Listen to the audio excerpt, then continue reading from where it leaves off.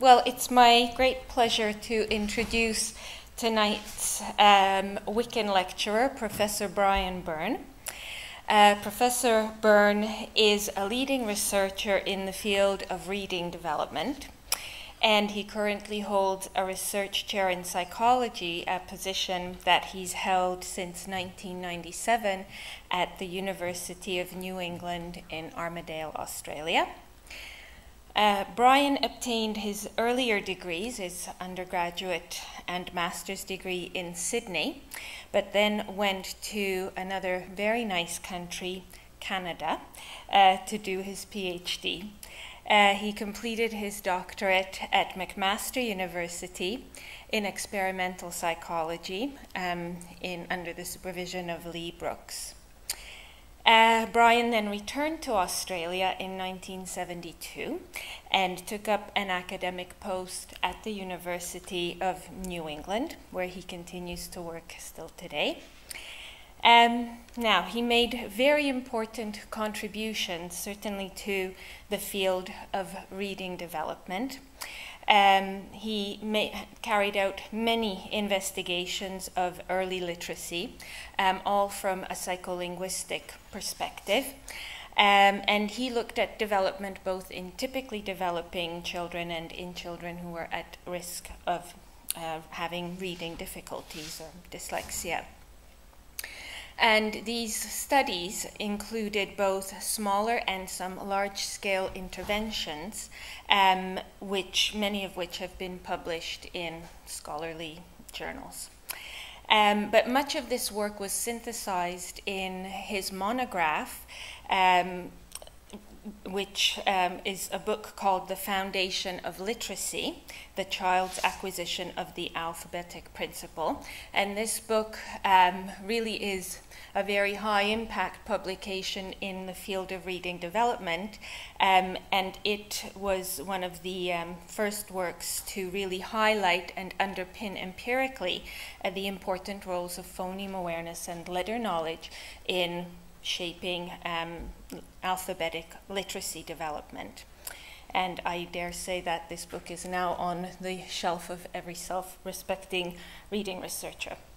Bryme has also contributed more directly to teaching practice in the publication of a teaching kit called Sound Foundations, which he developed with his collaborator Ruth Fielding Barnsley. In recent years, Bryme has shifted his research focus to the exciting field of behavioral genetics, in which he uses twin methodology to investigate the genetics of reading development. And he is currently the director of an international program grant of twin studies, which is being conducted with colleagues at the University of Colorado and in Sweden at the University of Linköping. And this research is, again, producing very interesting and new insights into the roles of the environment and genes and their interactions in influencing literacy development. He has twice been awarded the University of New England Vice Chancellor's Award of Excellence in Research, and we are very fortunate to hear more about this exciting and excellent research in tonight's talk called Darwin, Mendel, and Dewey, Evolution, Genetics, and Education. So a very warm welcome, Bryme.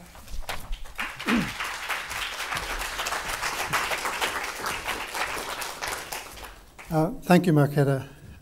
It's a privilege to be here, both in this beautiful part of the world where I've never been before in North Wales, and also, of course, at this justly famous university.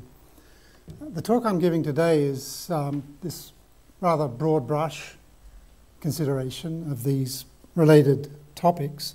Tomorrow I'm going to be talking courtesy of the Department of Psychology, and there I'll give a more sustained coverage of our work on reading and genes and so on. I'll talk a bit about that tonight. The talk's sort of in two parts, the kind of Darwin bit and the Mendel bit with sort of Dewey in their various points. As further background to the talk, and as Mark had pointed out, I've been directing this international study of twin children, tracking the development of literacy and language. And we've received generous financial support from Australian, Norwegian, Swedish research councils and the National Institutes of Health in Washington and so on. So I've felt moved to try to repay this generosity by talking to groups of educators, researchers, university instructors, policymakers, teachers, about what I think the educational implications of our findings are, which in a nutshell, and with substantial qualification that I'll outline later, that the child's genetic endowment matters an awful lot. It's by far the single largest influence on academic progress, outweighing other more popular factors like teacher effect and so on. But somewhat to my surprise, this message was not always well received. Indeed, it provoked some hostility from time to time. And I figured out that some of these folk that I was talking to thought I was saying that if genes are that important, teaching doesn't matter. As it turns out, and as I'll try to explain, I think just the opposite conclusion is the appropriate one. But the damage had been done, to me at least. So I've turned my attention to seeing how I can get a rather nuanced message across about this branch of biology, how this branch of biology, evolutionary theory and genetics, impacts education. So I broadened it from the Mendelian approach, which is the genetics thing, to the theory of evolution. Genetic variation, of course, is basically the engine for evolutionary change, and together they underpin large slabs of modern biology.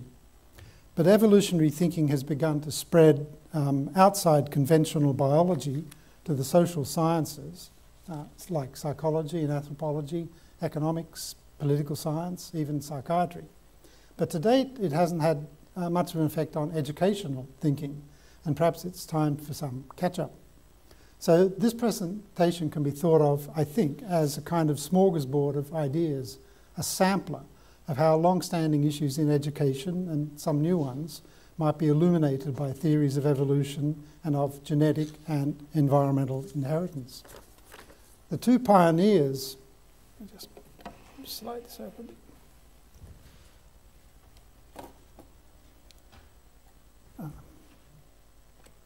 The two pioneers of these sciences were, of course, Charles Darwin and Gregor Mendel.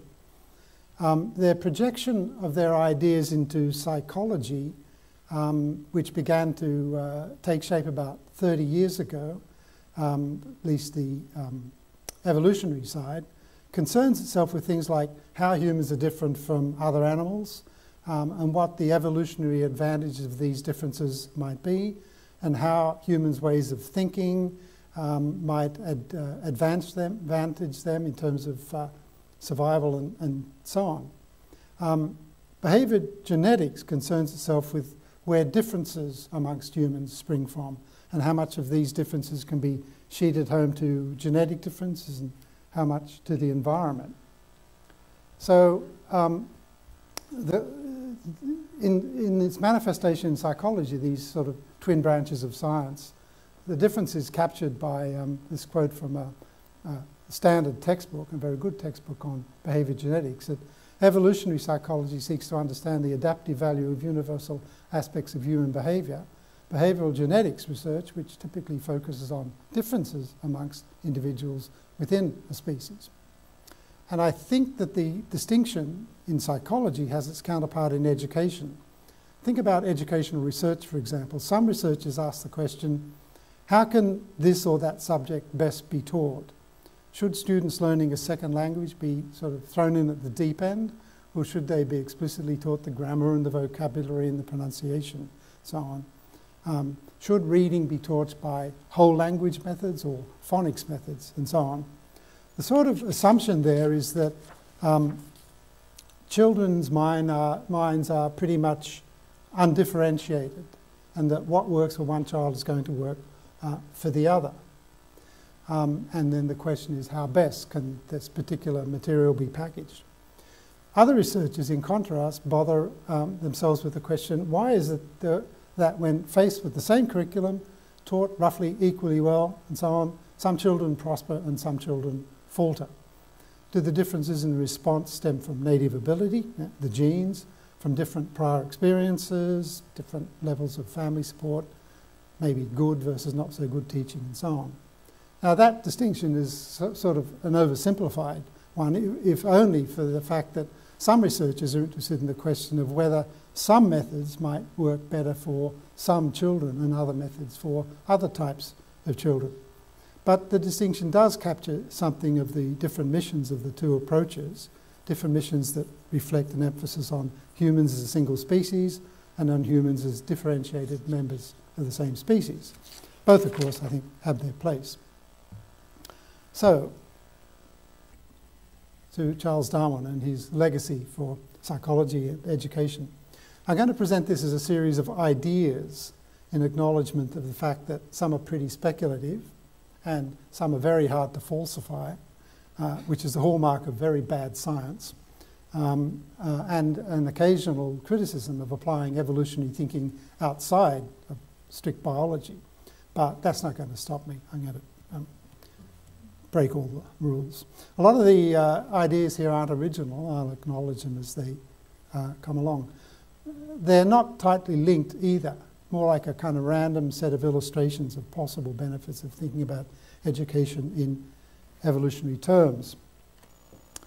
The first idea is that children, in contrast to other animals, has a very long period of dependency and helplessness, perhaps roughly a third of their lives if independence comes at, say, 15, and the typical lifespan in early human history was, say, 45 years.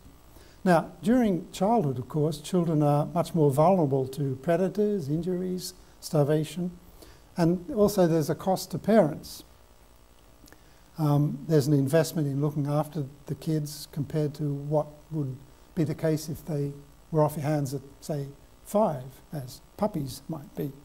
Now, when there's a cost, the natural reflex of somebody thinking in evolutionary terms is what benefits might compensate that to make it worthwhile for a species to have this long period of dependency in this particular case. And one answer is that this extended period furnishes the time to learn the culture, to learn a lot of stuff about survival. This would include methods of food gathering, food preparation, and that in turn requires understandings of the local geography, animals' habits, weather patterns, the seasons, how projectiles fly, how to sharpen stones, which plants can sustain you and which can kill you, and so on. Kinship systems can be learned to minimize inbreeding, which is, of course, an evolutionary hazard. Sexual displays in young men and women can be honed, etc. So this extended period of dependency can also be an extended period of learning.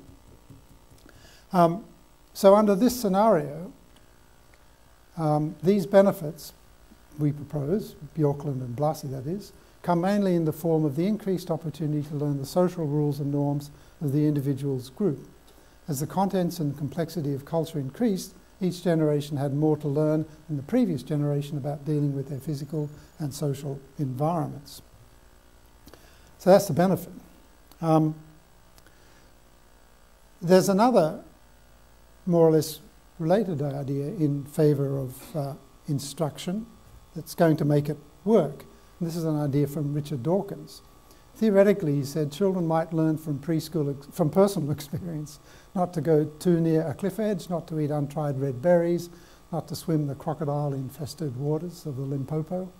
But there will be a selective advantage to child brains that possess the rule of thumb: believe without question whatever your grown-ups tell you. Trust your elders without question.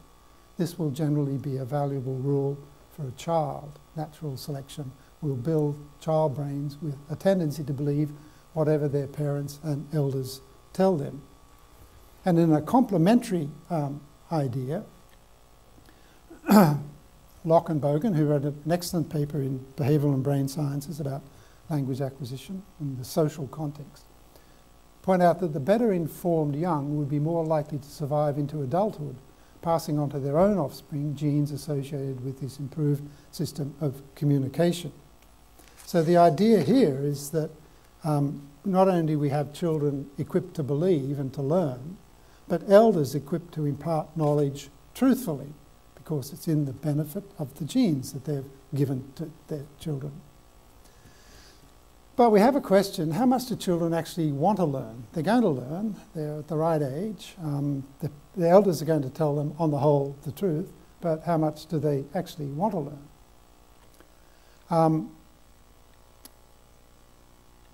I'll skip that.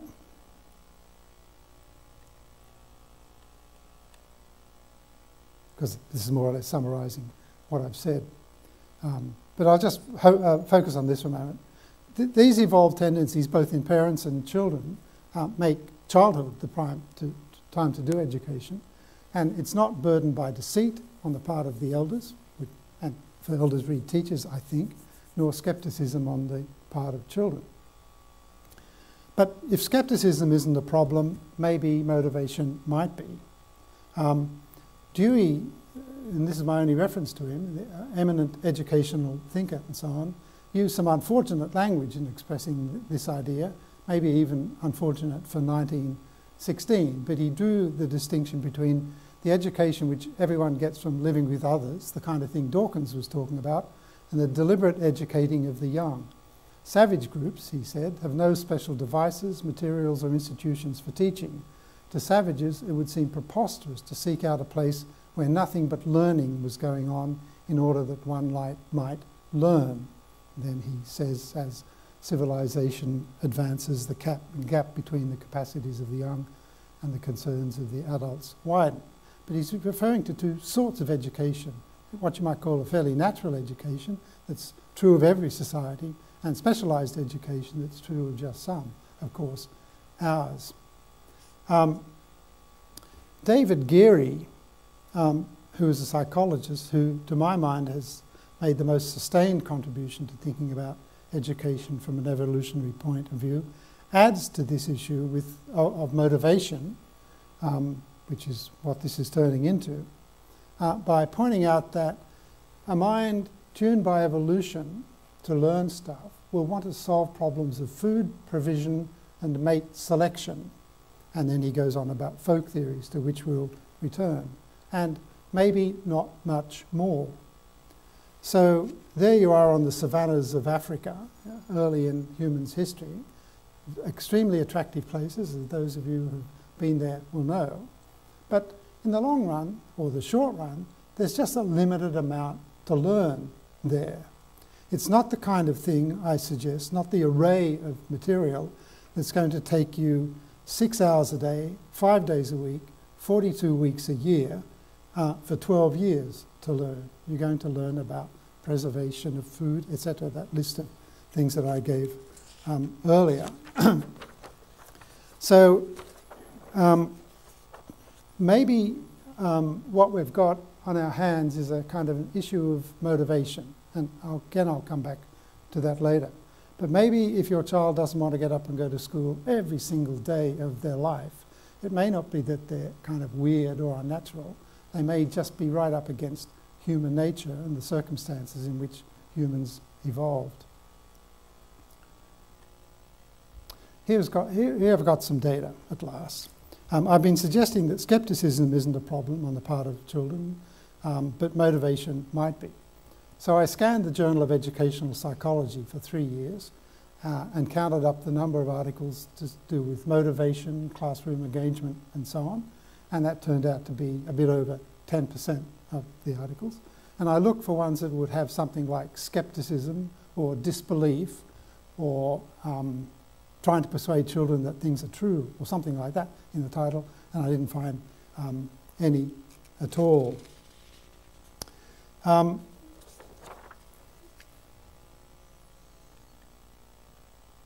So the implications of these pair of things, and again I'm summarising what I've said, unmotivated students might not be infrequent or weird, and maybe in thinking about this motivation issue, we might think whether the structure of education itself might begin to take this into account. Maybe it's the idea of tying instruction more clearly to survival needs might make some sense. And I suspect that that kind of thinking, implicitly at least, is the sort of manoeuvre, at least in my country, and from what I understand here too, to bring vocational education more kind of deliberately back into the school level. Children in Australia, at least in my state, can begin their apprenticeships while they're already at school, taking a day a week off to get out there and be carpenters, etc. And that might be an implicit recognition of motivational issues that surround sort of strictly academic kind of learning. So the old idea that children go to school and then leave school and then start their vocational training might be dissolving somewhat, and I suggest if it is, it's in the face of implicit and maybe explicit recognition that motivation may be an issue for a lot of children.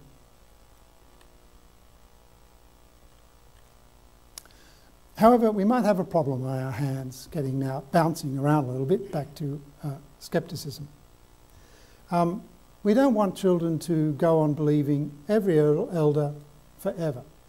We want to engender a basis for rational thought, for healthy scepticism, but we have to do it against an evolutionary backdrop of a mind tuned to believe, if Dawkins is right. I actually believe that this is one of the most important issues in developmental psychology. I'm not a developmental psychologist, so I don't really know what don't really know what I'm talking about here. But in terms of whether this is well researched or not, I suspect it's not.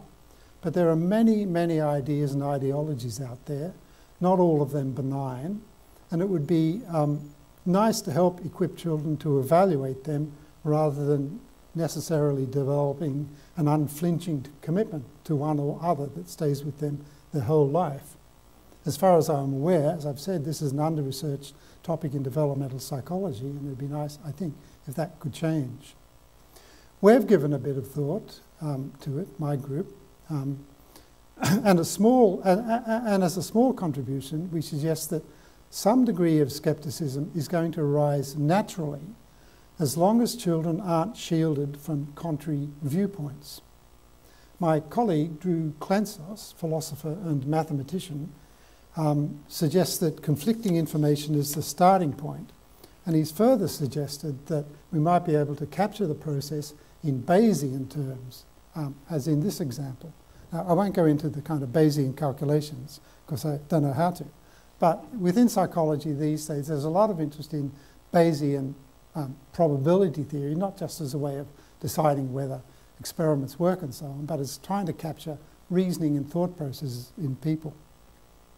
So here's our, this is Clensos's little set of calculations. So a teacher tells the child that God created humans. That's the belief C. And the prior probability of belief is 0.95. That's just a way of saying kids believe their teachers. Maybe it's not 100%. Maybe there's been a few little leaks. The teacher said the wrong day once or something, or got the time of lunch break wrong. A little bit of scepticism has already started, but it's pretty high. Whereas the scientist on TV tells the child that humans evolved without God. And the father chimes in and says he thinks the scientist's right. So the scientist's reliability is rated at, say, 0.85. Of course, it's got the dad's endorsement. Now, if you do the Bayesian calculations on what happens to the prior confidence in the teacher, very high at 0.95, in the face of this new scenario of conflicting information from a relatively trusted source, that prior confidence is going to drop to 0.77. And Clensos went through with other calculations of the same sort, so that if the confidence in the scientist is higher than the teacher, then the teacher's confidence will drop to 0.27 under the same conflicting circumstances. Now, this may sound like pure fantasy. Children don't have Bayesian processes in their mind, but I think they do. Bees do. There's some very nice work summarised by Randy Gallistel that says that bees think in Bayesian kinds of ways, and they've got the brain the size of a pinhead. So it would be surprising to me if children, humans, didn't preserve that kind of capacity. Anyway, however it's done, I think there is sense in the idea that conflicting information will necessarily begin to start the child on a kind of journey of rationalism. So the way Drew sums it up is that the information a teacher imparts to a child can't remain insulated nor privileged over other sources of information. The reliability of the teacher's word will inevitably be compared with the reliability of those other sources. Skipping along, thus is our healthy young skeptic born, and the act of balancing between an adaptive acceptance of an elder's word and the goal of producing well-educated, i.e. rational children and adolescents can begin. The next group of ideas have the theme that some of our evolved ways of thinking are in tune with and some are out of tune with reality and the needs of modern society and reality, and the job of education in part is to correct these flawed tendencies. So here's an example from physics of this kind of thinking. A guy called Prophet has done some very nice work on what people think if they're untutored about the world, say the physical world. So he claims that 49% of college students imagine that the trajectory of a ball leaving a circular tube would be circular. Thus, okay? Some of these were physics undergraduates, as it turns out. Or people believe that if you have a weight on the end of a string, swinging it round and the string breaks, it will continue to describe a circular path. Of course, it will just go straight. That's the true trajectory of the ball. So there's a kind of misconception about the world that you'd want physics to kind of correct in a child. It turns out the situation is a bit more complicated than that, however. If people imagine water going around quickly through a C-shaped tube, they don't think it continues to describe a curved path when it comes out. They think it actually goes straight ahead. So reasoning about solid objects like balls and particulate matter like water may be quite different. So armed with that, the physics teacher might want to start with examples that are in tune with our folk theories, if you like, of nature, and then build on them to the kind of contrary cases so that the student can learn. I think there's quite a lot of work, useful work that can be done in figuring out what the child by nature kinds of thinks about things and what the goal of education is, with the idea of kind of closing that gap. And I think physics, the physical sciences, the biological sciences, perhaps mathematics, benefit from sort of research trying to unpick all of that.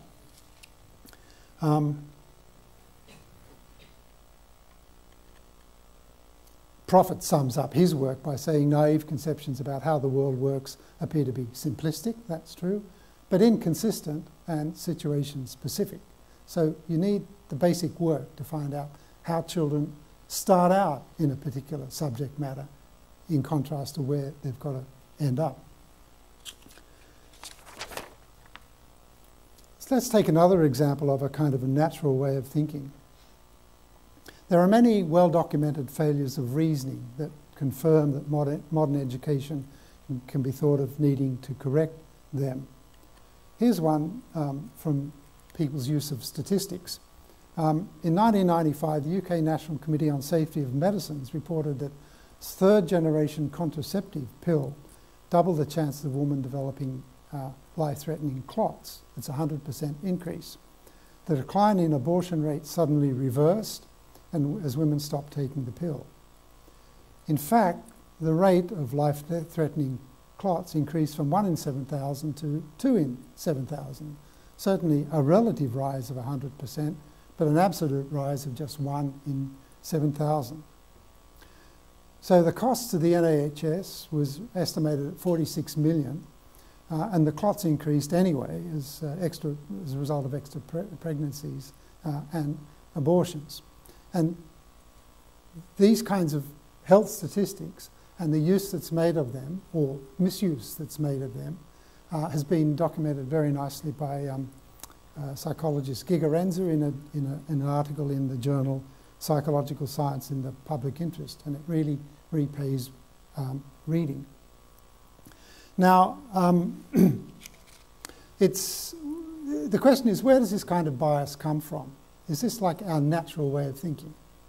Now, it's sheer speculation, of course, but maybe we think in this relational, relative kind of way rather than absolute kinds of way, because that's the way the human nervous system works.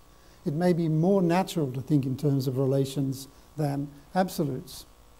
Here's an example from sensory psychophysics. So imagine you're in a dimly lit room with an arbitrary light value of, say, 5.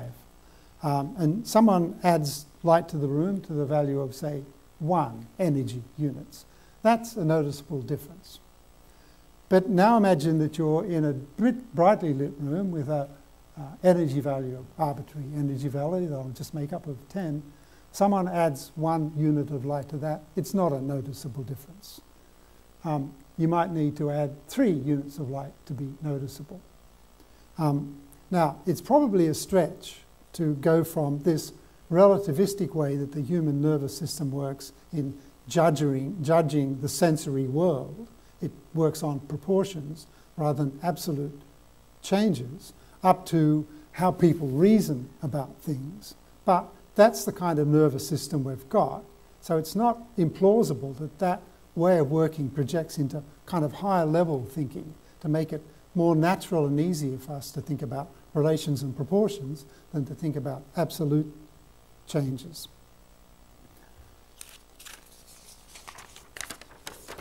So the general idea behind all of this is that there are mismatches between the purposes for which our cognitive faculties evolved and the purposes to which we put them today.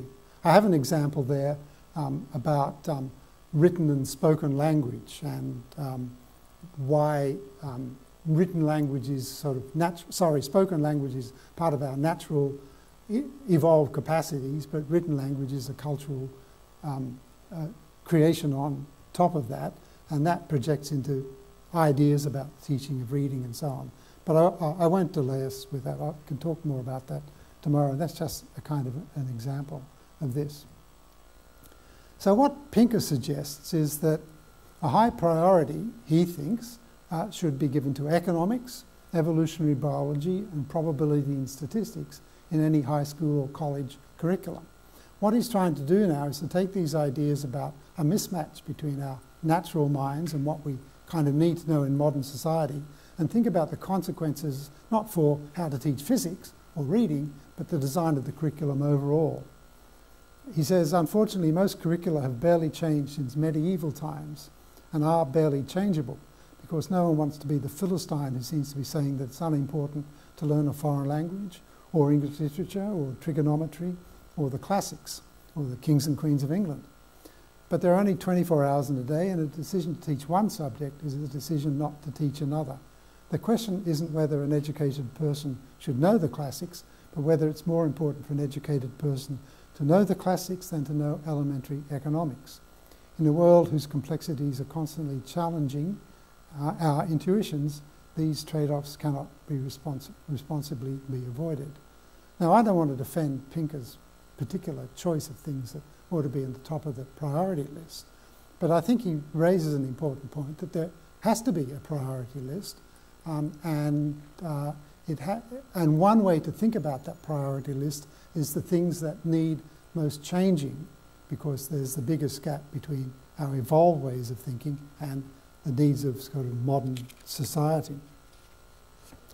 On the other hand, we don't want to simply overturn the collective and hard-won wisdom of experienced teachers in this either, but I think there is work to be done on this topic.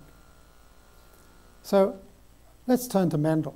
That's in this kind of smorgasbord. I'm going to leave Darwin and talk about Gregor Mendel. He, as you know, was Austrian-born and did interesting work on plants in his garden in monastery in Brno, in what is now the Czech Republic, and is the sort of the father, he's male, of modern studies of inheritance. Most of the things that he observed were purely genetic, but of course we know that people inherit social things too. If a child can't read and their parents aren't very good readers either, there's an ambiguity in the data because children share their parents' genes and they share their parents' environment. And one of the tasks of evolutionary psychology is to try to tease apart how much of the fact that things run in families is due to shared genes and how much due to shared environment or some more complicated interaction between those things. So I'm going to give you a little tutorial. Most of you, maybe all of you don't need this, on the twin method, because as Marketa said, this is the method that we've used to try to tease apart genes and environment in their relative influence on differences amongst people, which is the topic to which we've now moved. Twins come in two flavours, monozygotic and dizygotic, and monozygotic twins share all of their genes, or the genes that make people different, which is only a tiny percent of your genes, and fraternal or dizygotic twins share on average 50% of genes that make people different. They're about as genetically similar as normal brothers and sisters. So if there's some characteristic, something that people differ on, some trait is highly heritable, monozygotic twins will be very similar because they share the same genes, and dizygotic twins will be about half as similar. And that happens, say, with human height. Human height is substantially under genetic control. Differences in height line up with differences in people's genetic similarities. And the environment plays a relatively small role. And identical twins are more similar in height than fraternal twins, in adulthood anyway. If a trait, however, is influenced very much by the family environment, say the amount of nutrition you've had, then both types of twins will be equally and highly similar. Whether you're a monozygotic pair or a dizygotic pair, if the family environment is the big mover in determining what your lot is for height or intelligence or tendency to anxiety or something, then you're going to be like your twin, whether they're monozygotic or dizygotic, if all of the action is with the family environment. Of course, both types of twins share the same family environment, unless they're separated, which they hardly ever are. So the genetic and the shared environment, and also the unique environment, that is, things that just happen to people outside the family and not because of their genes. These relative influences on a trait can be estimated by the degree of similarity between twins as a function of their zygosity. And for those of you who want a little bit of statistical bolstering about all this, we can partition the total variability in some characteristic, like the height of people in this room. We can put a number that summarises how different we are, and we can split it into the differences that are due to the fact we've got different genes, differences are due to the fact that we've all grown up in different environments, and that in turn can be split between environments that twins share, that's really the family environment largely, and environments that twins don't share, or things that happen to you and me, not being twins, outside the family. And I'm going to show you quite a few little pie charts that capture each of these three, this and this, components of where the variability comes from. Now, this information is based on twins, but the information isn't about twins. It's about people in general. We want to use twins as a kind of natural experiment to find out about people in general. Now, some of you may have questions about the kind of wisdom of doing that, and I'll be happy to address those. But for the moment, just believe me. You can use this way of partitioning the variability into its kind of genetic and environmental causes, if you like. And there are some numbers that help you do that, which I won't dwell on. So now we're moving from ideas to observations. These are actually observations. Their interpretation is sort of open to obvious questions, as it always is in science, but they're based on actual data rather than just fantasy, like the first part of the talk. So the single largest influence on achievement in school subjects, in differences between children, say, in the same grade, that have so far been researched is genetic endowment. So here are some data from reading in the twin study that Marketa referred to. This is reading ability in kindergarten. I put it in quotes there because this terminology is not universal. the first school year, the first formal school year in my country, in the US, is called kindergarten. I think perhaps it's reception here. Is that right? Okay. So for kindergarten, read reception. And this is the proportion of, even at the end of the first school year, how much of the differences, according to our twin studies in these 4 countries, Norway and Sweden, can be attributed to genetic differences amongst children, projecting up from our twin data. At the end of grade 1, it's pretty much the same. At the end of grade 2, it's pretty much the same. This is reading lists of words, and this is the end of grade 2 for reading text and answering questions based on it. So both word identification and reading comprehension show these substantial effects of genes. This is UK data from a big study in England and Wales of about 13,000 or 14,000 sets of twins, headed by Robert Ploman at King's College. At 7, speaking and listening, these are teacher ratings, substantial genetic influence, smaller shared environment and unique environment. Reading is pretty much like our data. This is UK data. And even writing, the child's ability to write sentences and punctuation and so on, is showing substantial, perhaps scary influences of genes. This is UK at 10, speaking and listening. Things have changed a little bit. Maybe the genetic influence is dropping. This can happen. Reading is staying pretty much the same. Writing pretty much the same. This is Australia, grade 3. This is new in the sense now we've got some mathematics in there, which differences seem to be about as heritable as they are for reading and writing, in grade 3 anyway, when kids are just kind of starting up. This is learning a second language in Australia based on teacher ratings of children in high school.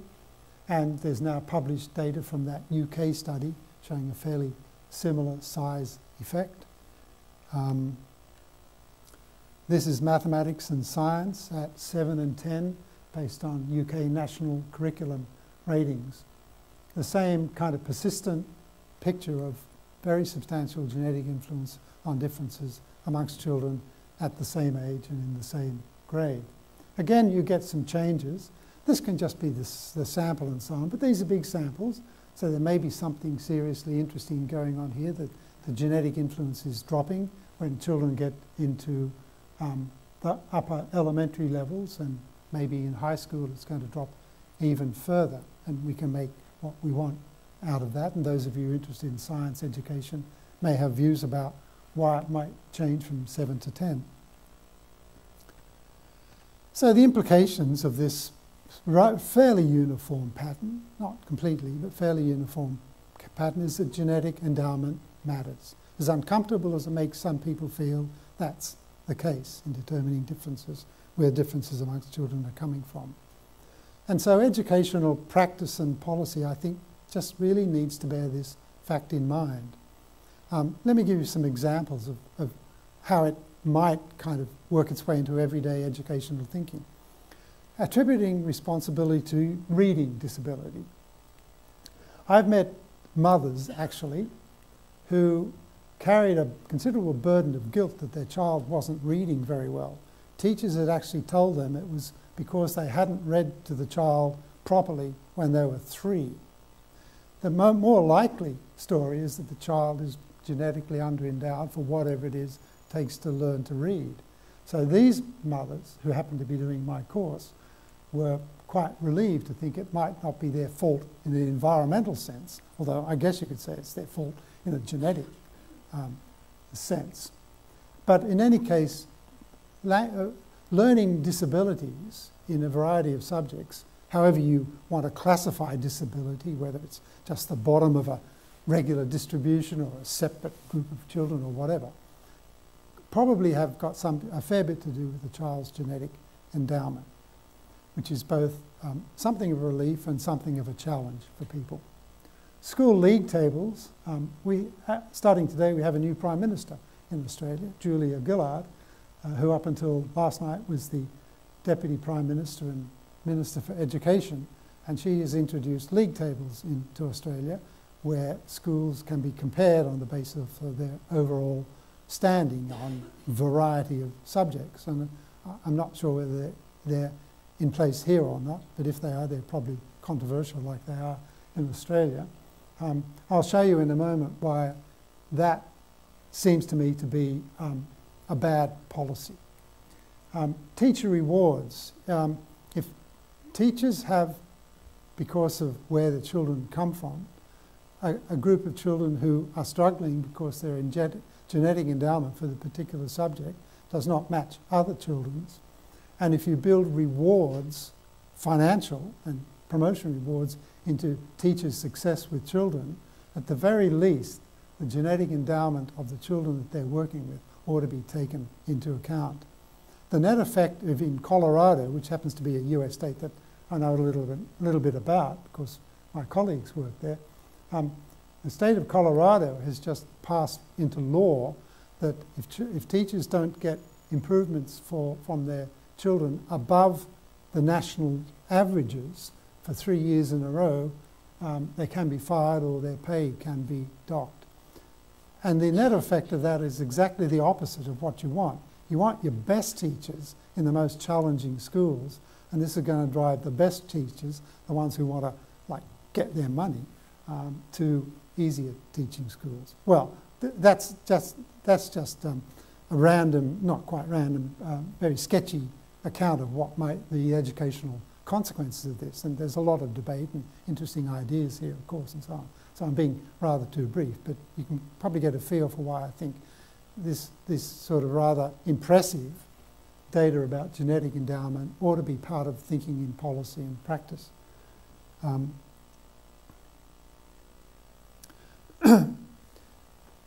Genes matter, but genes are not destiny.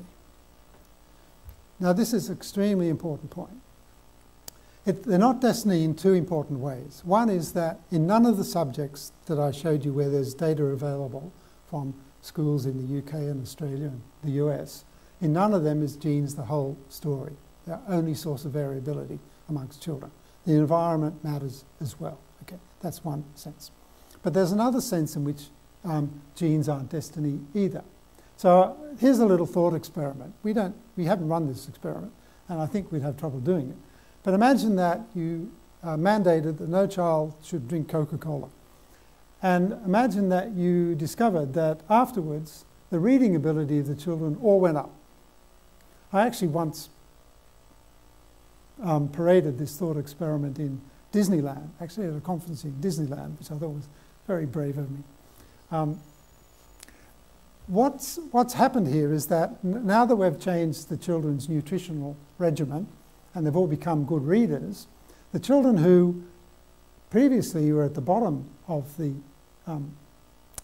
heap, if you like, are now at least reading at about the average of the old days when children had this evil influence in their diet. There's still, however, differences amongst the children, okay? And it's probably the case that these differences are substantially genetic in nature. But all children are now reading well, maybe well enough to cope with every single aspect of their school demands. The differences that remain aren't especially interesting because they're all reading well. They may be of scientific interest, just as the differences amongst speed of reading in this group would be of scientific interest for people interested in the brain.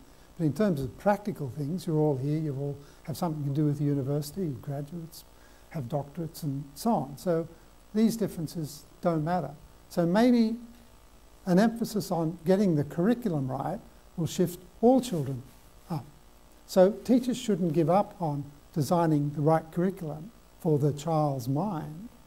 They just need to think that differences will remain, probably largely genetic in origin, but if you can get all children reading at better levels, that's great.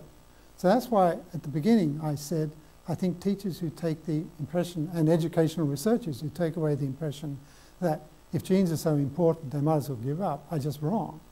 If genes are important, it's even more reason to hone your curriculum well so that all children, particularly those who are starting in a sense behind the 8 ball, genetically can be given every possible chance.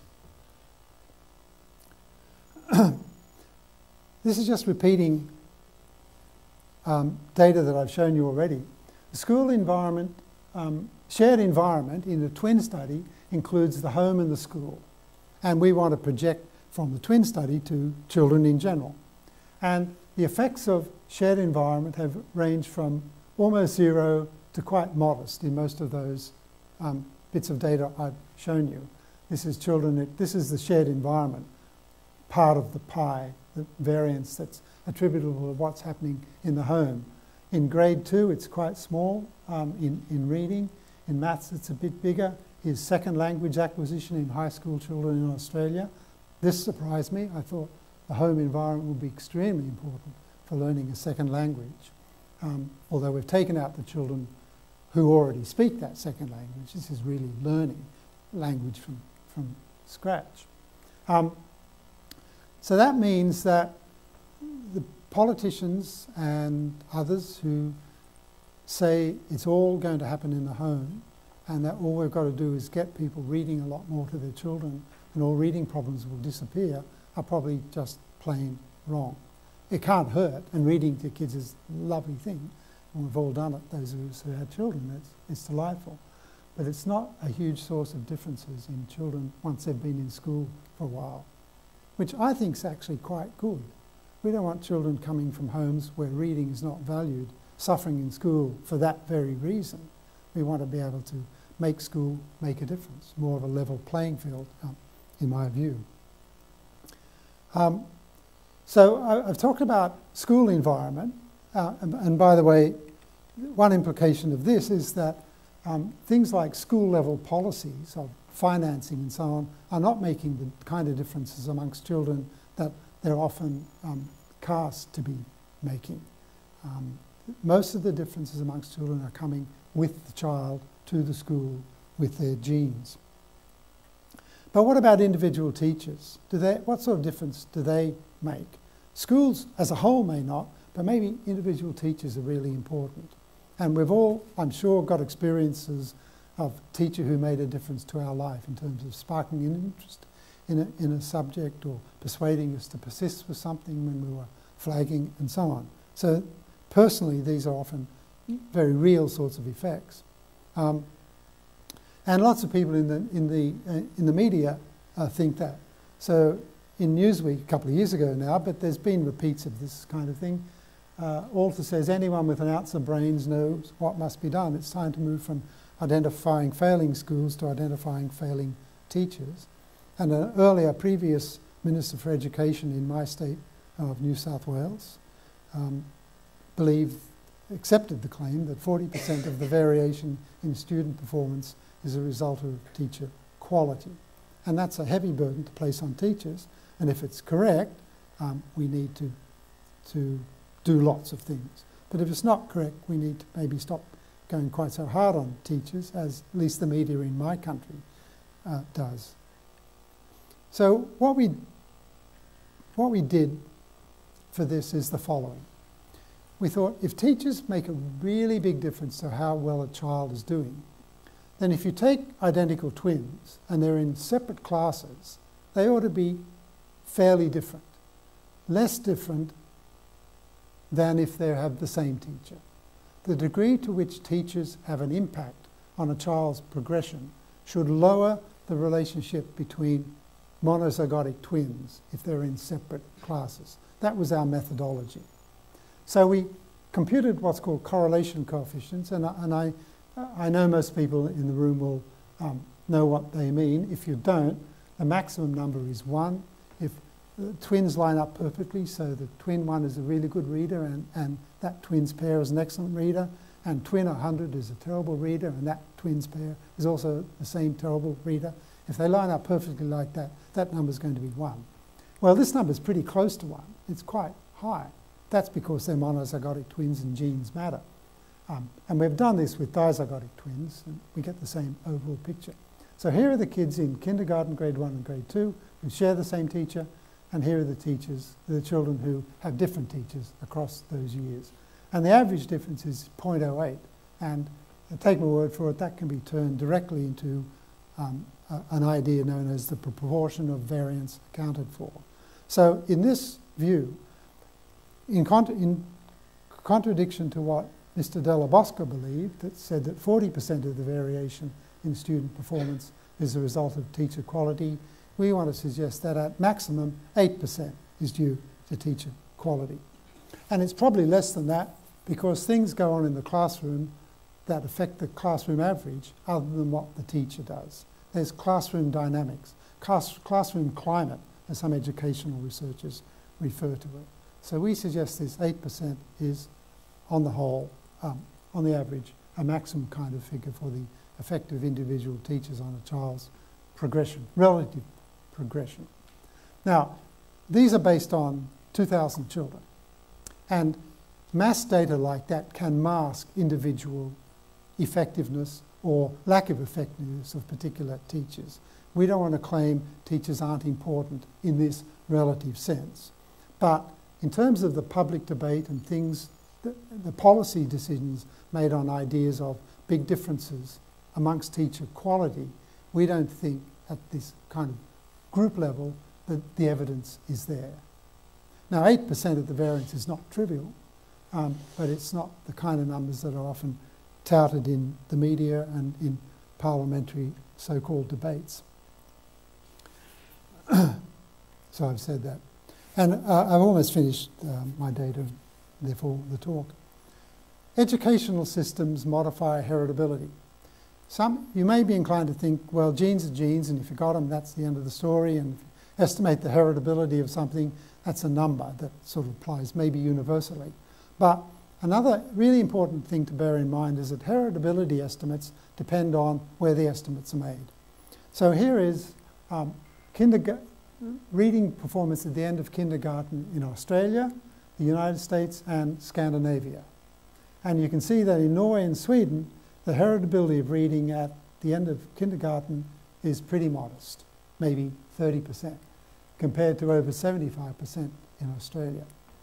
So what's going on here? Now, it's unlikely that Scandinavian children have different genes, but they do have a different educational system.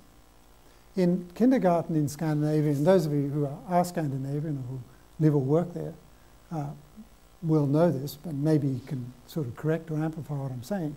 But the first school year in Norway and Sweden isn't, or wasn't, it's changed a bit in Norway now, to do much with reading. It's more to do with developing children's social skills and cooperation and those kinds of things. Reading is generally left to the second year. Some teachers do it, some don't. Some parents have done it prior to the children's coming to school, some haven't.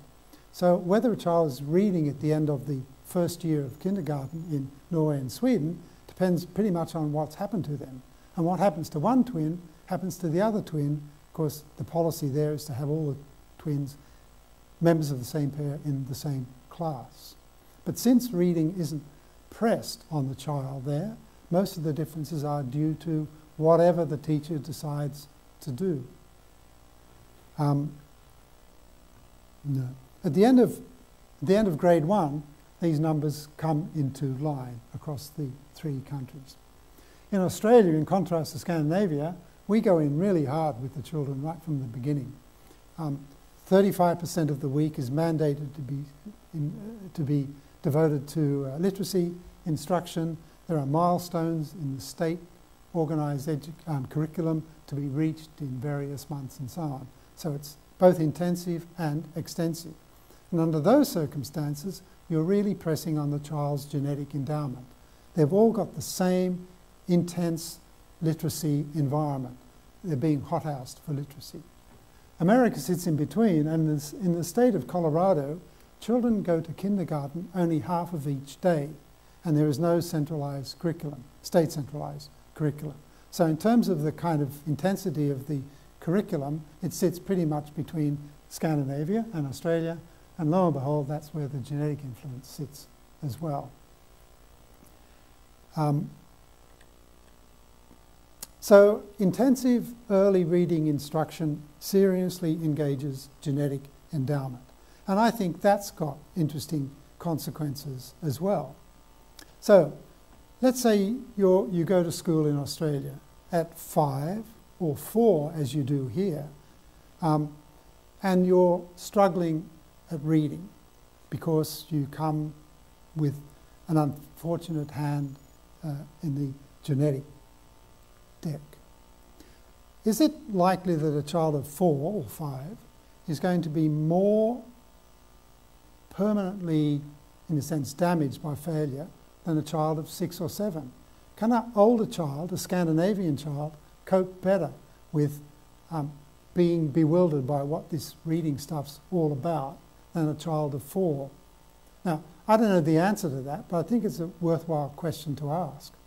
That is, it may be the case that starting children young and teaching literacy or mathematics or whatever very intensively, because that's really kind of engaging their genetic endowment, there may be some damage done to children who are under-endowed and who at the tender age of 4 are beginning already to experience failure. That won't show up in our figures. Of course, we're looking at the relative influence of genes even as the children get older. We're not looking at absolute levels. Of course, you may make the opposite case. It's better to know early if a child's going to have trouble reading, because then you've got more time to do something about it. So I don't know which one of those, one of which sort of says it's good to start children early so you can identify their problems, or it's bad to start children early because at that age they just don't have the personal resources to deal with failure as much. But these observations, I think, ought to provoke a debate about the best time to start teaching children anything very much. Here's another couple of observations, all of which are linked around the idea that this heritability stuff not only varies by where you make the measurements, but within a place where you make the measurement, it can vary as well. So here are just some data from our Colorado sample. And the point is that this moderator variable is parents' level of education, actually, how much schooling the parents have had. And at high levels of education, the genetic influence on the children's early reading is quite high, but at low levels of education, the environment has a bigger role to play than when the children are coming from more highly educated homes. So in homes, lower SES with parent education as the marker of that, the environment matters more. And I don't really have an answer to why that's the case. And it changes after 1 year. And as a matter of fact, it sort of disappears. But early on, the environment matters more for children who come from homes that are sort of lower on the SES scale. And that's kind of good news and bad news in a way. If the environment matters more in terms of, say, making children into poor readers, then you've got more environmental levers to pull in order to sort of get them up out of that. The environment also may matter more in producing... Oh, that's really the same point. So if the environment matters more for less advantaged children and for producing lower levels of reading, that is, children who are... Well, sorry, that was a slightly different point. This is data from a student of mine, Dipti McGowan. If you divide the children into those who are good readers and those who aren't so good readers, and just look at the heritability within those groups, then low readers are showing less environmental influence than high readers.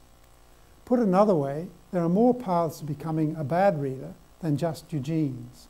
The environment matters more in producing children who aren't very good readers.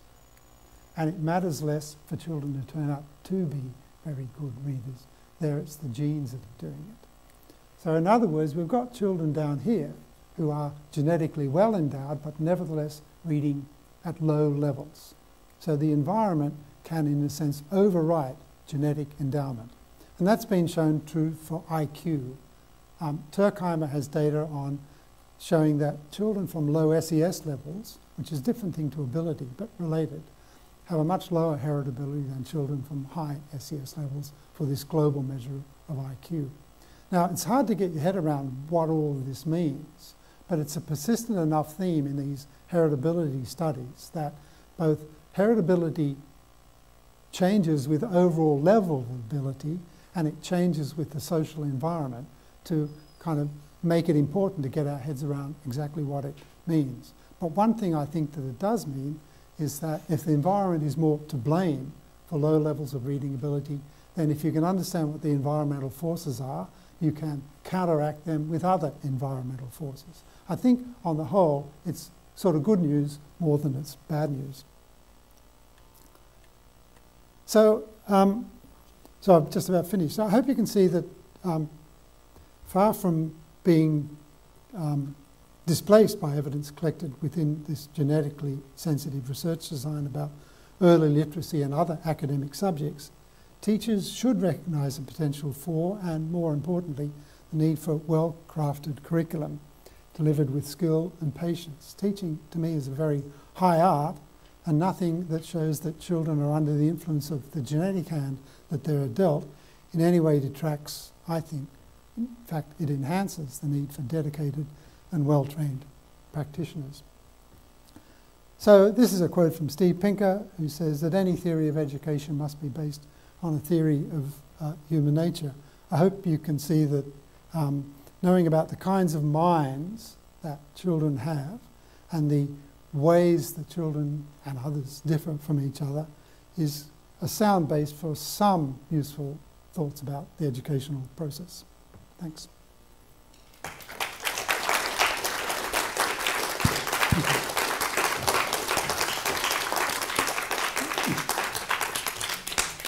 Okay, we have some questions now. Yep. Any questions?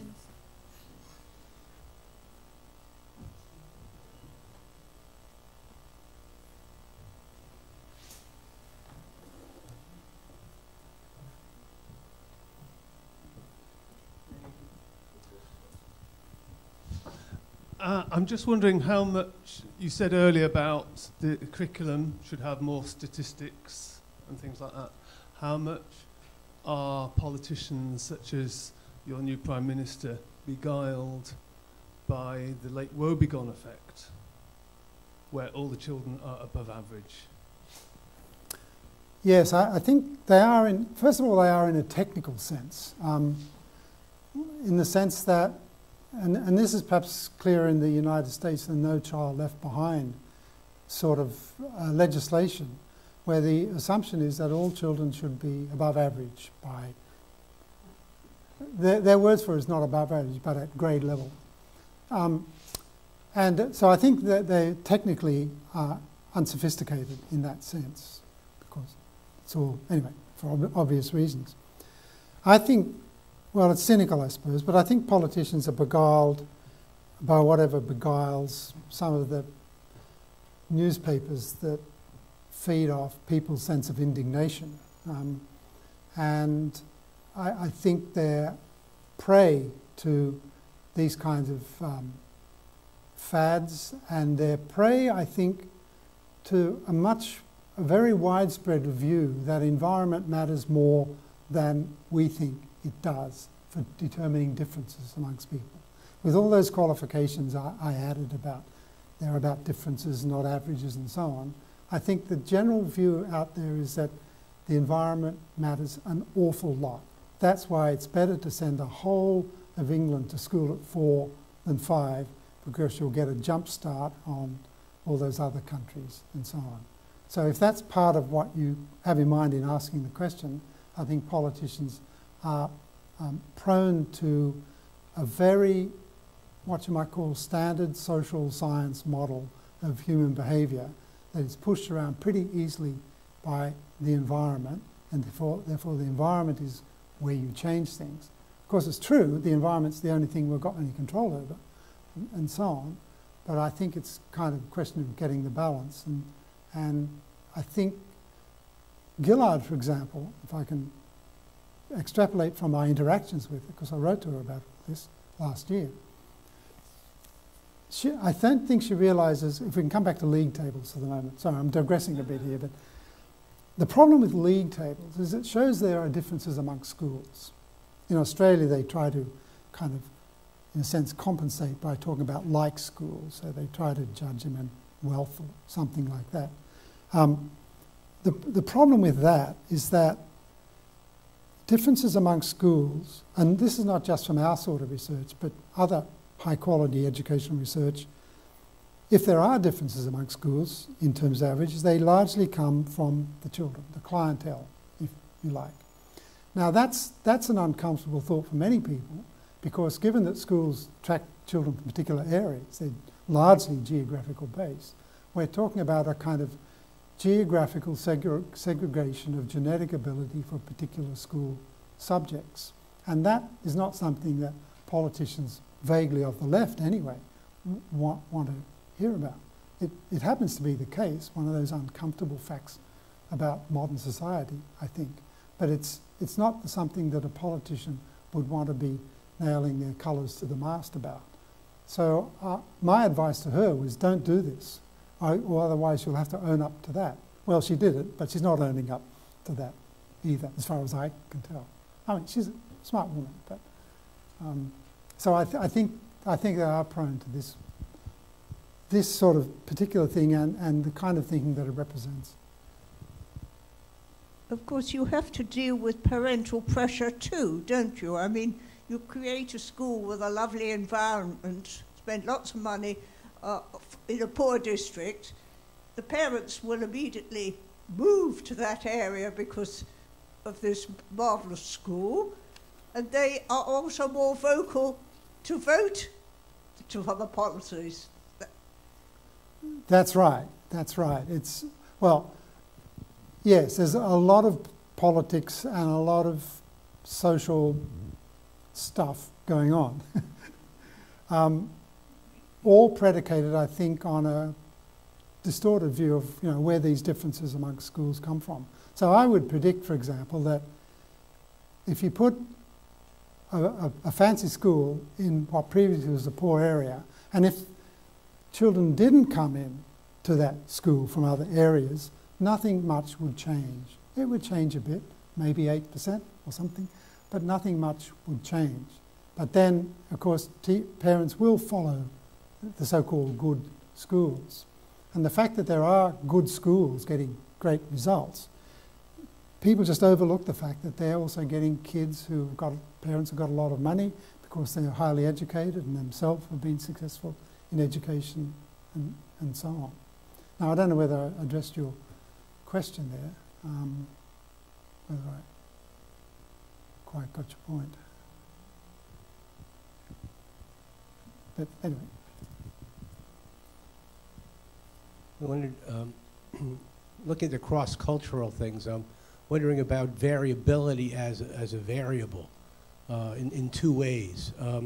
You're comparing, if you have one population that is much more homogeneous genetically, clearly it has to be the case that the effect of genetics on anything is going to be less than if you're looking at a population that has greater variability to start with. Genes can have greater effect. Right. But the other thing that I find also like your comment on is, how about variability as an effect on education itself? I mean, this is one of the myths is that the reason that kids from California do better on tests than kids from other states isn't because their teachers are better, but because their classmates they have more diverse classmates. Right. Yes, you're right. In the first point, if you've got a very genetically homogeneous population, just about the only source of differences is going to be the environment. On the other hand, and the kind of other side of that coin, of course, is that if you've got a highly variable set of environments, then the genetic influence is going to be...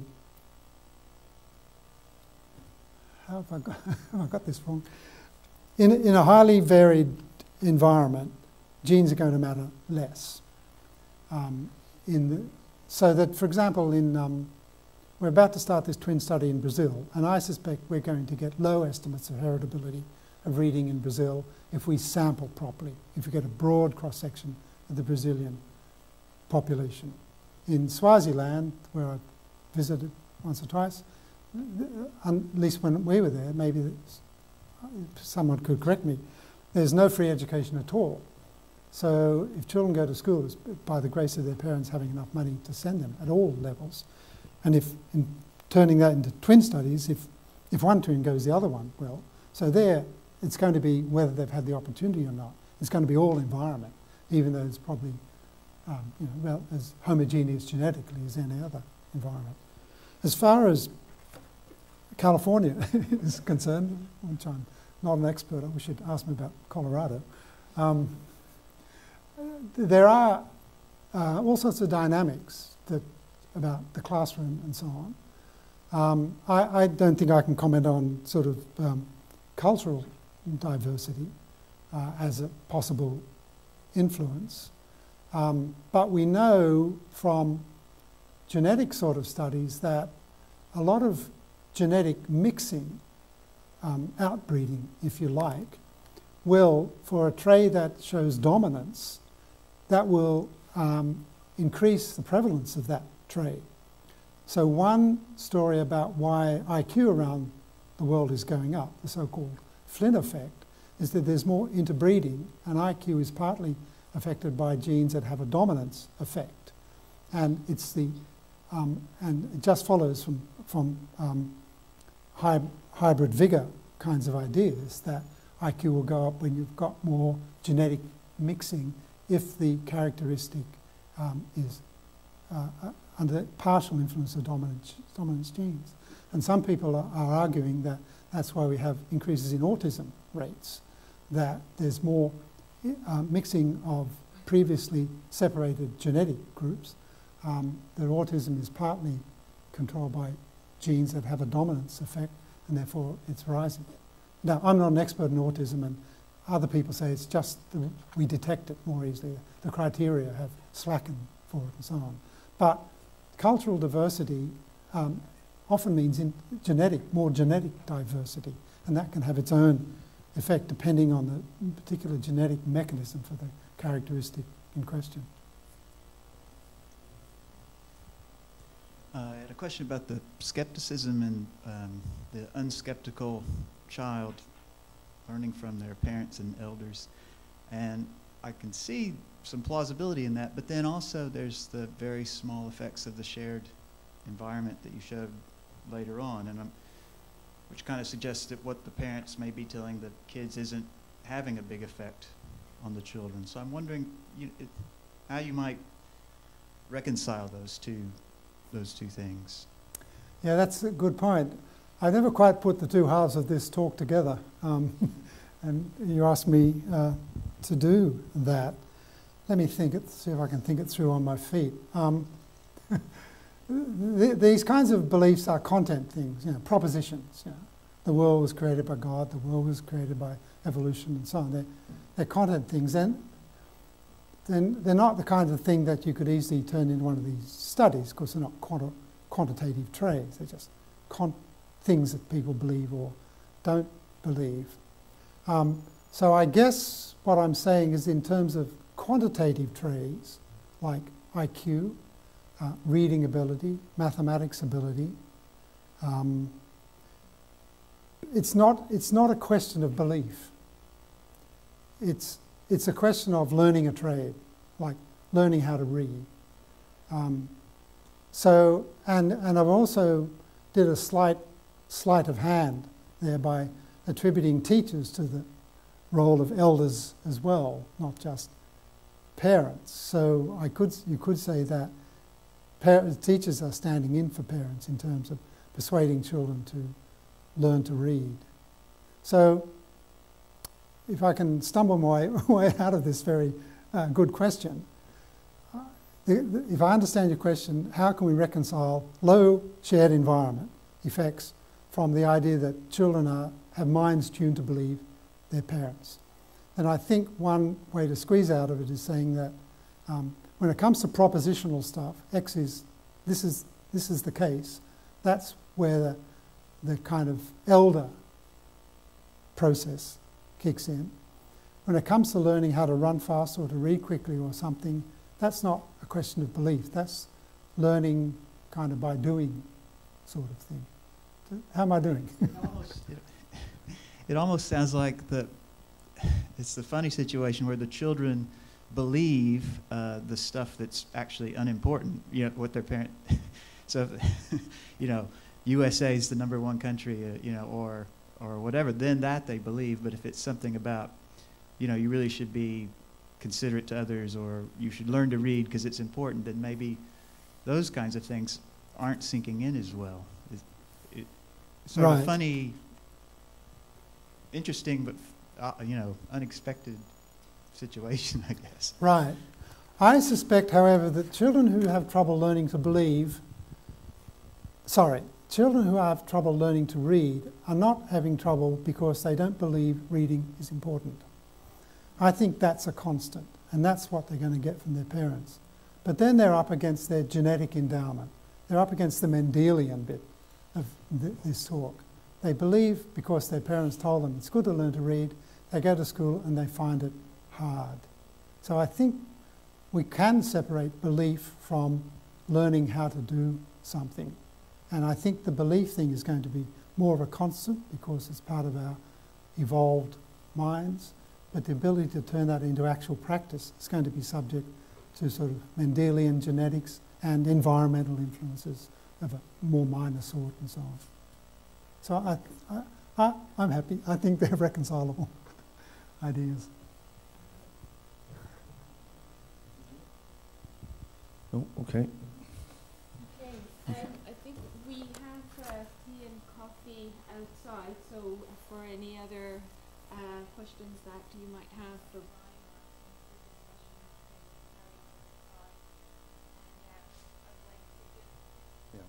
Use this. thank Brian very much for coming all this way and for giving us a very stimulating, thought-provoking talk. And thank you very much. See you outside.